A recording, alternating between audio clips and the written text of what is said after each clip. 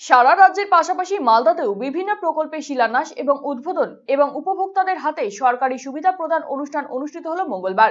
এদিন ভার্চুয়াল মাধ্যমে এই প্রকল্পগুলির শিলান্যাস করেন মুখ্যমন্ত্রী মমতা বন্দ্যোপাধ্যায়। এই উপলক্ষে মালদা টাউন হলে আয়োজিত অনুষ্ঠানে উপস্থিত ছিলেন মন্ত্রী সাবিনা ইয়াসমিন, জেলা শাসক নিতিন সিংহানিয়া, পুলিশ সুপার প্রদীপ কুমার যাদব, জেলা পরিষদের সহ সভাধিপতি রফিকুল হোসেন, বিধায়ক আব্দুর রহিম বক্সি সহ অন্যান্যরা। পথশ্রী জল প্রকল্প, বাজার উন্নয়ন সহ প্রায় ৬৭ কোটি টাকার প্রকল্পের উদ্বোধন এবং শিলান্যাস করা হয় এদিন।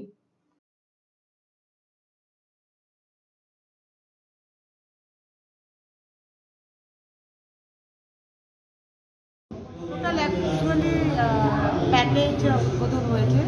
আলাদা করে ডিএম সাহেবের কাছে আপনারা লিস্ট পেয়ে যাবেন। বিভিন্ন জায়গারই তার মধ্যে রয়েছে, বিভিন্ন ব্লকের উদ্বোধন রয়েছে। এছাড়াও আমরাও লেগে আছি, সমস্ত এমএলএ, পঞ্চায়েত সমিতি সভাপতি, জেলা পরিষদ সব বিভিন্ন এরিয়াতে আমাদের কাজের সূচনাও চলছে। কালকেও যেমন আমি নিজে ৬.৫ কোটি টাকা আমার এরিয়ার করছি, আজকেও সকাল থেকে 5টা করেছি, এখন গিয়ে আরও 4টা করবো। এরকম সব জায়গাতে প্রচণ্ড দ্রুত গতিতে যত রকমের আমাদের থিয়েটার, পঞ্চায়েত, এমএলএ, মন্ত্রী এবং বিভিন্ন ডিপার্টমেন্টে প্রচণ্ড কাজ হয়েছে। সেগুলো 2-1 দিনের মধ্যেই আমরা শিলান্যাস করে সম্পন্ন করতে চাইছি।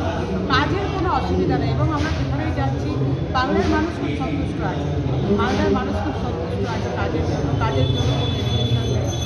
এবং আশা করছি যে দিদির এই উন্নয়নের যে ধারা সেটা আমাদের ভোট ব্যাংকে পড়বে।